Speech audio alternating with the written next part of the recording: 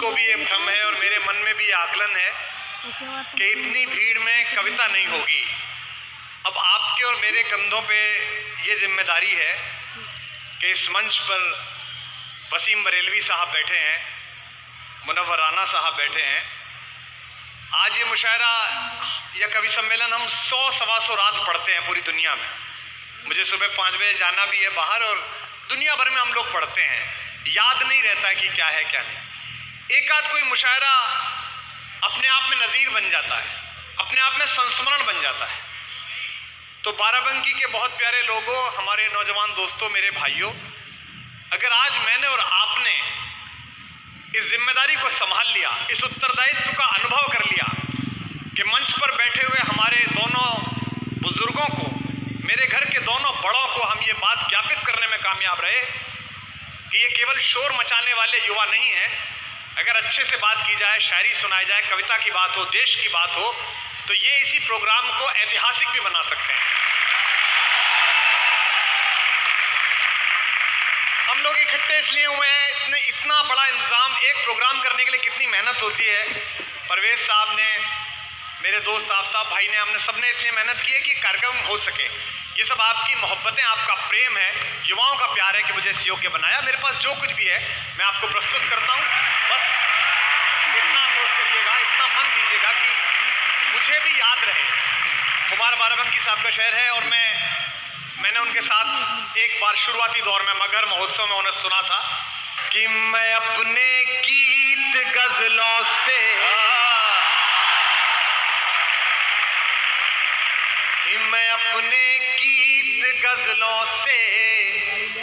उसे पैगाम करता हूँ। वाह वाह वाह वाह। जो व्यवस्था देख रहे हैं उनसे निवेदन है, ड्रोन को ले जाएं। हाँ, आप ले जाओ इसको, प्रोग्राम को रहने दो। बाराबंकी के लोग हैं, उन्होंने बड़े बड़ों के जहाज उतारे हैं, तो छोटा सा है कि मैं अपने गीत गजलों से उसे पैगाम करता हूँ। वाह। उसी की दी हुई दौलत उसी के नाम। हवा का काम है चलना, दिए का काम है जलना। कुमार साहब के लोगों, अगला मिसरा उठाइए, अपनी पंक्ति, अगली पंक्ति को उठा लीजिए। हवा का काम है चलना, दिए का काम है जलना, वो अपना काम करती है, मैं अपना, वो अपना काम करती है, मैं अपना काम करता। सीधे बैठ जाओ। तुम तो ऐसे लेट गए, जिले सुबानी अखबार लेट गए कि नारकली नाचेगी। अब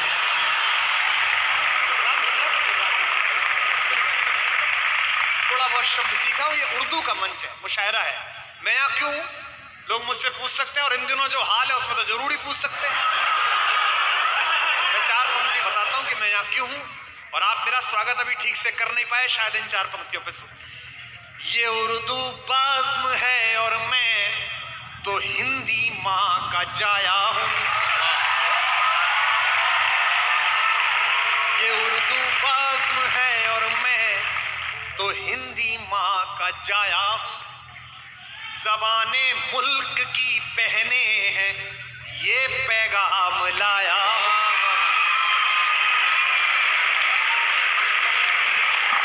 ये उर्दू बाज़्म है और मैं तो हिंदी माँ का जाया हूँ। हमारे कश्मीर से आए दोस्त ने कविता पढ़ी तो पीछे से लड़के बोले भारत माता की, भारत माता की जय बोलो। बोलेंगे साहब, जरूर बोलेंगे। खैर, वंदे मातरम नहीं बोलते।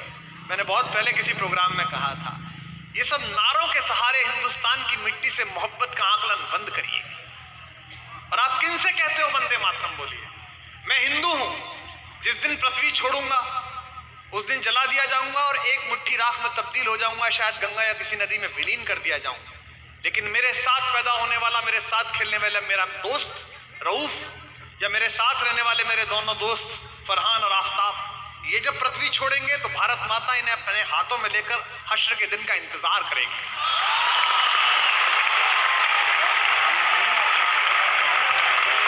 इससे तय करा रहे हैं कि ये उर्दू बाज़्म है और मैं, कोई भी एक आदमी इस मजमे में मायूस हो, ये जो बाजीगरी चल रही है सियासत में इन दिनों धर्म की, मजहब की, तो एक बात समझ लेना, हिंदी कवि सम्मेलन का सबसे छोटा बेटा अपने घर के बुजुर्गों के सामने कह रहा है, किसी की औकात नहीं है कि जमीन में नफरत का बीज बो सके, क्योंकि इस जमीन की तासीर ही ऐसी है कि नफरत के बीज को उगल देती है धूप का।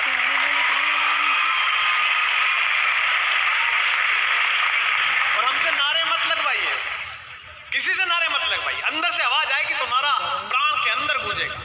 मैं बोलूं आफ्ताब से कि तुम वंदे मातरम बोलो, एक मुकम्मल ईमान लाने वाला, एक ठीक मुसलमान जब 5 वक्त नमाज के लिए अपना माथा इस हिंदुस्तान की जमीन पर रखता है तो हर बार भारत माता की जय बोलता है।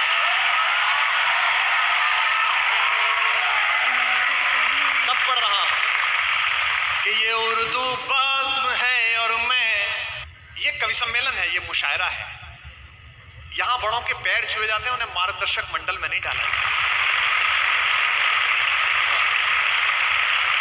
और मुशायरे में भी कुछ लोग आ गए जिन्हें भ्रम हो गया है, कवि सम्मेलनों में भी कुछ लोग आ गए जिन्हें भ्रम हो गया है कि उनकी लोकप्रियता या उनके लिए आने वाले लड़के लड़कियों का समूह या फेसबुक पर ज्यादा लाइक या सेल्फी खिंचाने वाले ज्यादा लोग तो वो बड़े कवि हो जाएंगे, बड़े शायर हो जाएंगे। गलत ये क्रम है, ये केवल कुंडली है, ये ग्रहों का फेर है, जन्म पत्री है, जायचा है कि मैं आज यहाँ खड़ा हूँ, परसों यहाँ कुमार साहब थे, वाली असी साहब थे, हमारा फकीर कहकर गया है, हमारे कबीले का उस्ताद कहकर गया है, कल और आएंगे नगमों की खिलती कलियां चुनने वाले, मुझसे बेहतर कहने वाले, तुमसे बेहतर सुनने। तो इस अहंकार में जो कोई भी हो, चाहे दिल्ली में हो चाहे लखनऊ में हो, वो ये अहंकार छोड़ दे। जिसको ये भ्रम हो गया हो कि वो ईश्वर हो गया है, इस देश ने बड़े बड़ों का गर्व तोड़ा, इस देश ने बड़े बड़ों का अहंकार छोड़ दिया। मैंने 4 लाइन कही कि नया निजाम, नई बंदिशें, ऐलान नया, हम फकत लश्करे शाही के ही माफिक सोचें, और साहिबे वक्त ने ये हुक्म किया है जारी, अपनी नस्लों से कहो मेरे मुताबिक सोचें।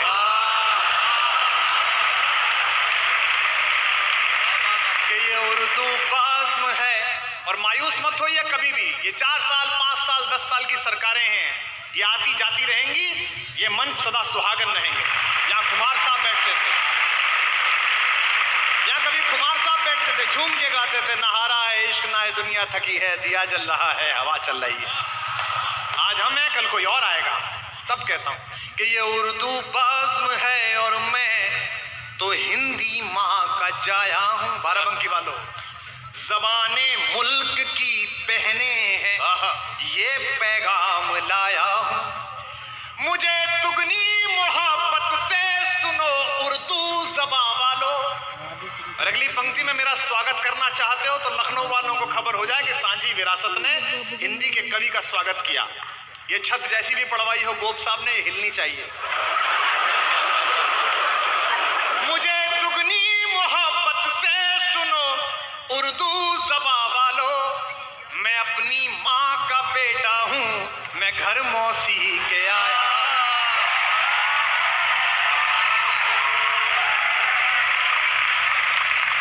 मैंने कोशिश की कि मेरी एक भी कविता ऐसी ना हो जो मेरी माँ और मेरी मौसी दोनों के पैर छू करना है। बुलंदशहर में मुशायरा हुआ था तो एक मंत्री जी आए थे, तो सारे शायरों ने उनसे कहा कि मंत्री जी मैं आपकी तवज्जो चाहता हूँ, मैं आपकी तवज्जो चाहता हूँ। तो मंत्री जी ने बाद में भाषण दिया कि बहुत अच्छा मुशायरा हुआ है और बहुत अच्छे मुशायर आए हैं,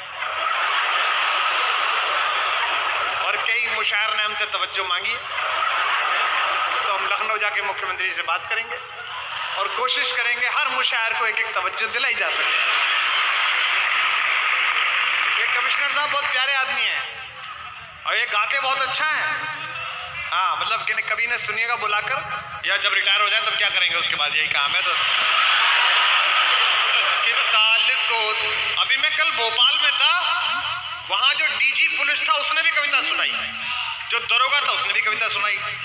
तो फिर मुझे दिलावर फिगार याद आए जी कि रफ्ता रफ्ता हर पुलिस वाले को शायर कर दिया। महफिले शेरो सुखन में भेजकर सरकार ने एक कैदी सुबह तक फांसी लगाकर मर गया। रात भर गजलें सुनाई उसको थानेदार ने।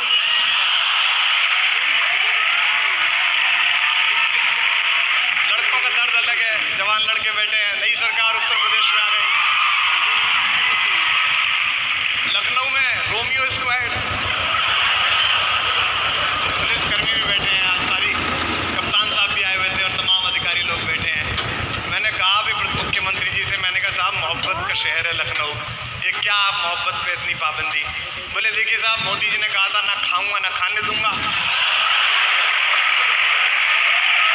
मैंने न किया न करने दूंगा। मैं पहली बार आया हूँ बाराबंकी। देखिए मुशायरे में, कवि सम्मेलन में इतने साल हो गए, इसके बाद भी पहली बार आया हूँ।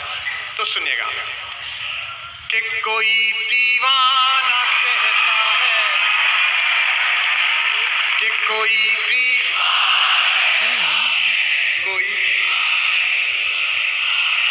मगर धरती